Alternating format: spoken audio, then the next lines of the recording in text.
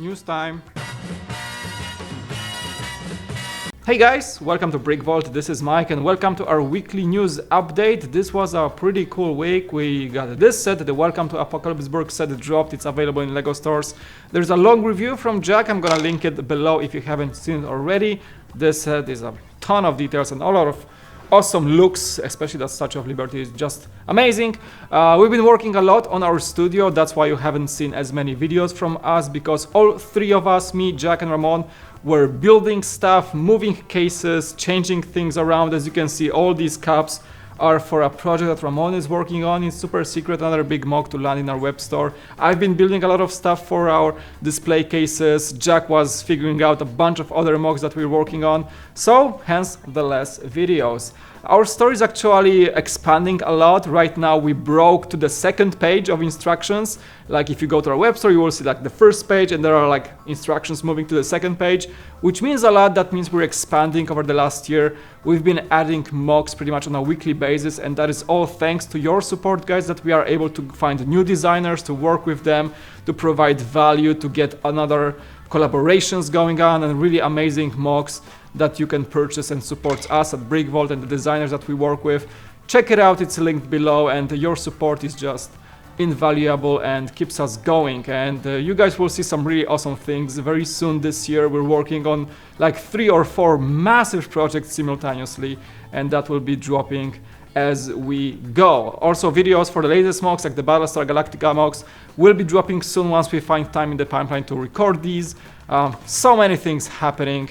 And also there will be a Yavin update. Yavin has been updated with many things. Charlie was working on the massive mock, so the next video is already edited. You should be seeing this maybe after the weekend pretty soon, so everybody who was waiting for a Yavin update, it's gonna be happening.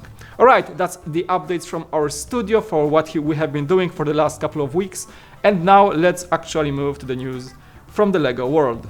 The 70840 Welcome to Apocalypseburg is quite a big chunk of a set. It's pretty awesome, looks excellent with that build for the Statue of Liberty. Jack did a pretty awesome long review, 30 minutes of all the details that this set provides, and believe me, it's a lot, plus a bunch of minifigures. You guys can check it out, I'm gonna leave a link below. Just a reminder, the set has 3,178 pieces and retails right now for $300 in the US. And personally, if I had to say something about this set, I think it's a pretty good contender for a set of the year. It's pretty solid, has a lot of great features, looks excellent, the price is decent, so why not? I think it's a great start of the year. Also, last week Jack mentioned that this set had some events with designers signing the boxes in 3 different locations across the world, one in Paris, one in London and one in Orlando, Florida. And I'm gonna leave a link below to Brickset, and one of the members of the Brickset website actually did a signing event in London Leicester Square store. And they also did an interview with the set's designers, Justin Ramsden and Paul Constantin Turcanu. So if you want to get some insight into the process on how this set was designed, I'm gonna leave a link below to the Brickset's interview. And this next news story is quite surprising. We suddenly have another set joining the review stage in the ideas, and this is the National Museum of Rio de Janeiro. This project was designed by the user Maxacalisaurus Topai, and I think this project holds the record as the fastest one to achieve the 10,000 supporters threshold. The project gained its first 100 supporters on January 8th this year, then the 1,000 was broken on January 8th the same day, and 5,000 supporters were achieved on January 11th. Now, as I'm recording this news on January 18th, the project is already past 10,000, and I think there are a few factors that made this happen. First of all, the museum made news last year as it burned down almost to the ground. Most of the building and the collection were completely damaged to fire, and that was a pretty big deal, not only for the Brazilian heritage, but also it was a significant loss for the entire museum community, if I may say that, because many collections were from abroad and generally they were part of the heritage of the entire world. So I think many people supported the idea quickly of giving the homage to this massive tragedy, and I'm gonna leave this question to you. Do you support such projects that actually rely more on a tragedy that was happening and try to bring some attention to people that maybe were not aware of that.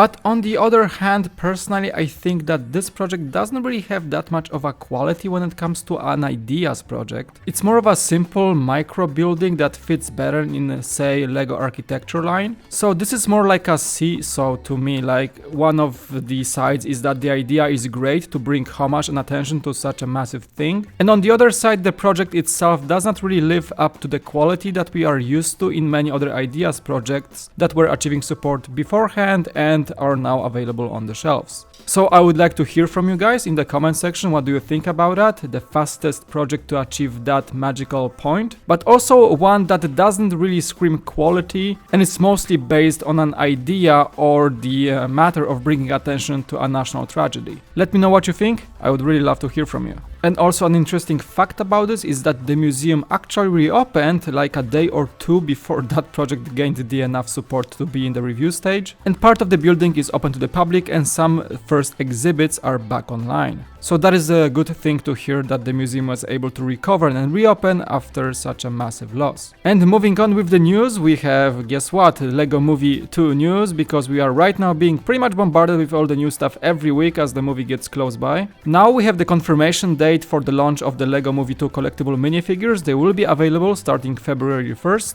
The usual price of $3.99, we have 60 minifigures per box. And interesting thing here that we now know the distribution of the minifigures. Apparently each box of 60 will have 3 complete sets of minifigs, which is of course 20 each, and more interestingly, apparently, this is just a rumor, not a confirmed information yet, a full collection of minifigures will be just one row of the box. So if you remember the collectible minifigures box designs, they come in 3 rows of 20. So supposedly you can just grab a full row of minifigures, left, right or middle side, and you should end up no problems with a complete collection without the need to fill for the minifigs. Again, we don't really know if this is entirely true, but once the boxes come to the retailers and the Lego stores, we will be able to find out. And good thing to know is that there is no special or super limited collectible minifigure in that series, so you will have guaranteed 3 characters of each type per box. Also, a new Lego Movie 2 minifigure pack showed up in some retailers, and this one is pretty cool. It features Emmet, a female resident of the Apocalypseburg, and also the 2 sewer babies from the trailer. So these are the molds for the babies that we used to have, let's say, in Assembly Square and a few other sets, and they come with this awesome Apocalypseburg printing for their heads and outfits. Many people requested those figs to appear some way when they were first seen in the trailer, and now there it is, we're getting 2 of these little guys in that upcoming pack. The pack also features a few bricks to build some sort of a barricade looking like a front of the car, and the expected retail price here in the US is about $13. Let's move away from the Lego Movie 2 news for a second. The Lego Forma kits started arriving in Europe. If you do not know what Lego Forma is, that was the result of the Indiegogo crowdfunding campaign that Lego was running for the first time in history. And the Forma kits are kind of a mechanical fish with different skins. And Brickset has posted reviews of each version of the Lego Forma fish. Personally, I'm not much into these sets, but they do seem interesting. It's nice to see them first time in full detail. And Brickset posted separate reviews for the 8100 koi skin, the 81001 shark skin, and the 81002 splash koi skin. I think they liked the sets, but find out yourself. I'm gonna leave all the links for those reviews below. And just a reminder, these sets should be arriving in the US soon. There is a slight delay compared to Europe, so if you were the supporter of that campaign, you should be getting yours quite soon. We also have the official pictures for the seasonal brickheads, the Easter chick, set number 40350. This guy was seen in the back of the box of the previously released brickheads this year, but now we have full resolution images of the actual build, and the set should be available starting somewhere in March for about $10 as usual brickheads go. There will be 2 remaining sets of the seasonal line for this year, the Halloween Ghost 40351 and the Christmas Reindeer Elf and Elfie 40353. Also, we have some cool rumors about the upcoming LEGO sets. SpiderMan Far From Home teaser trailer has dropped not that long ago, and along along with that, some rumors popped up about the sets connected to the movie.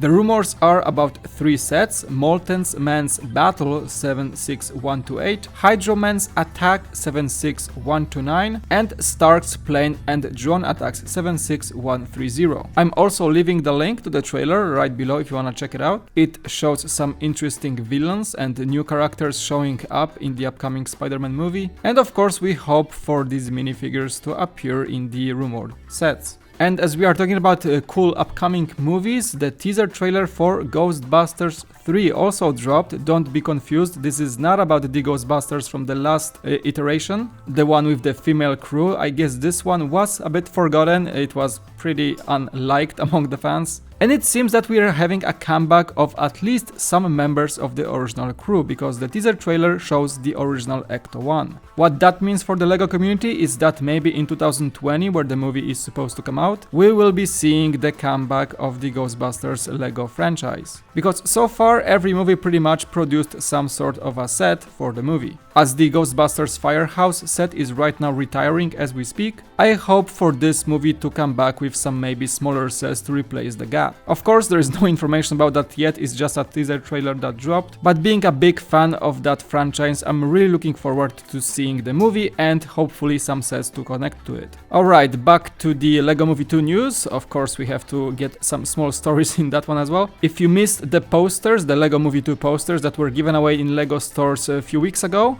actually they are coming back. Some of the stores received a second batch of these posters. There are 5 versions of the posters. I think there is Batman, Lucy, Emmett, Benny, and also Unikitty. There also used to be a big Sweet Mayhem poster, but I don't think this one came back. Also, LEGO stores are right now running the promotion for the LEGO Movie 2 trading cards. So if you buy anything for $15, you get a pack of trading cards. If you're a VIP member, you also get for the same $15 a collectible album to put your cards in. The album also comes in with a one and only Batman collectible card. And if you spend $40 instead, you get the album as a VIP member and also not 1 but 3 packs of 4 cards each. There are 36 cards to collect. Some of these are collectible on a golden background. I think it's about 10 cards or so, and the rest is just normal trading cards. LEGO stores will also be holding events, I think 2 in February, to trade the cards with different LEGO fans. So there will be plenty of opportunities to collect all 36. There is also a LEGO Movie 2 magazine coming. The first edition will be launched on January 22nd. This one will include the Emmett minifigure. It is called a limited edition Emmett, but I'm not sure if he's actually exclusive. He comes with a few accessories, and I think that's the first of a series because they mentioned that each issue will have another extra minifigure. We are not sure about how often this will appear and what minifigures they will have, most likely most of the main characters of the cast of the movie, so we will have to wait and see. Some location-based events. If you're in California, LEGO Movie 2 crew, actual Warner Brothers I think, will be hosting a free event in Hollywood, some sort of an interactive play area, a 6,000 square feet area if you may,